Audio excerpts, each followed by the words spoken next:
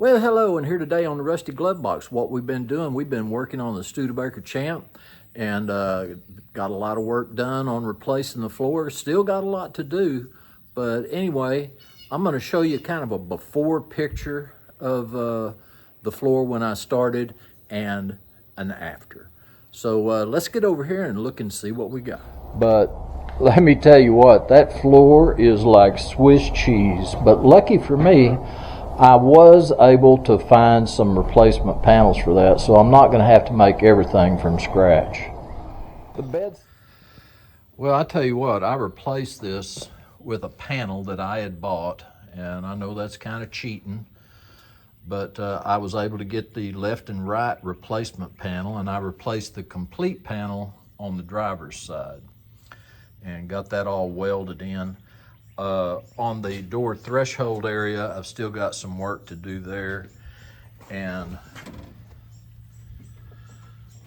I've got work to do, and I got work to do on the firewall around the pedals up there, and got more work to do over here. So this was kind of like Swiss cheese, but I tell you what, getting that floor in made all the difference.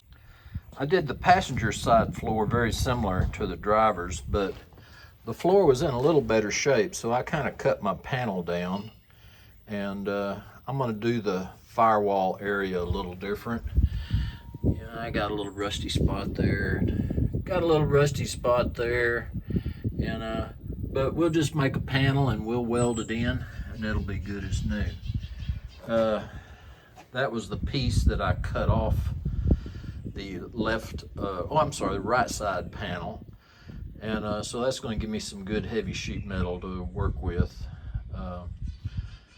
But what I've done is I got a 4x8 sheet of 18 gauge. And this is my 4x8 sheet of 18 gauge, and that should be plenty to get this done. This was a lot more cost effective to buy this at the metal yard than going to some of the little hardware stores and buy those little small pieces. I got this whole sheet for less than $60, so I'm gonna be able to have a lot of fun with that. Well, this is a little pile of metal that I've removed from the floorboard and I plan on replacing. Let me take you over here.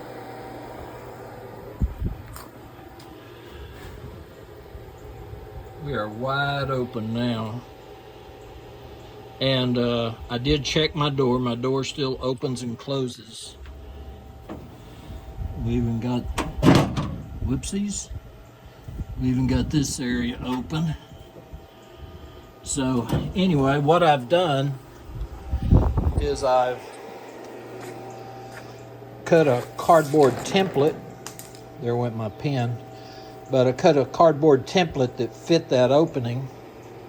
And so now I've traced it out on my sheet metal, and I'm going to get my little cutoff saw and I'll cut that out, and then we'll do some finish fitting. Well, it's day 2, and this is what we've got done so far. Got up there around the pedals, got that repaired, and got this piece put in. I only put it up this far because I know I'm going to have to do more work on the outside, but let me show you.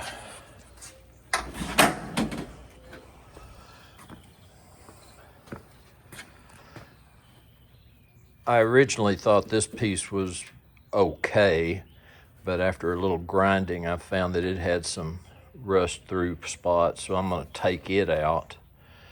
And all of this area's got a lot of rust damage, and so I'm going to repair that too. It's going to take a little while, but I'm not going to be on my knees as much as I was when I replaced the floor. Well, we made quite a bit of progress today. I got just a little bit more maybe to do tomorrow on the outside here. And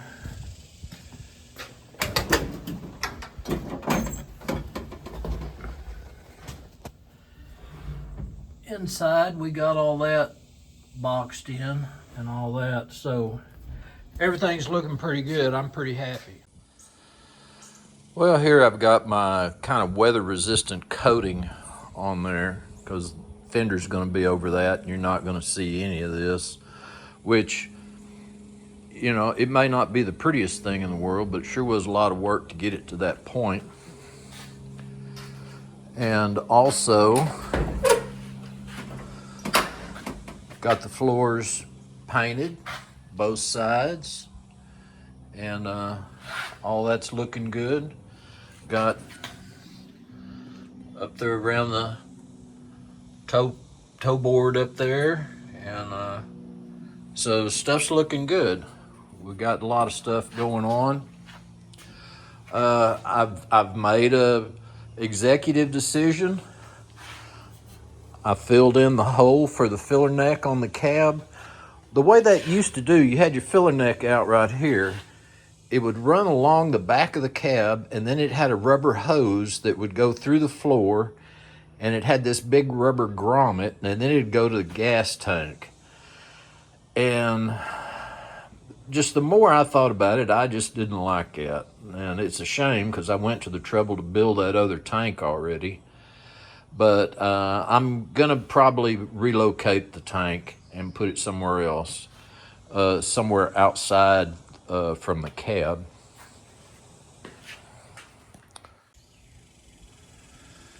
This was the side of the bed that just worried me quite a bit.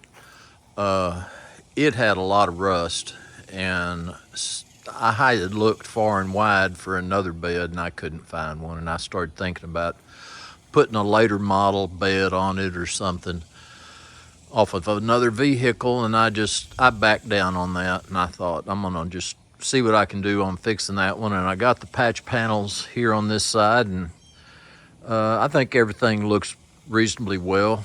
I put a little skim coat of Bondo on there, and you probably never see it. Did a little repair here on the bedside, on the front and back, and a little bottom piece around the wheel well there, and even did a little work right here on this back corner.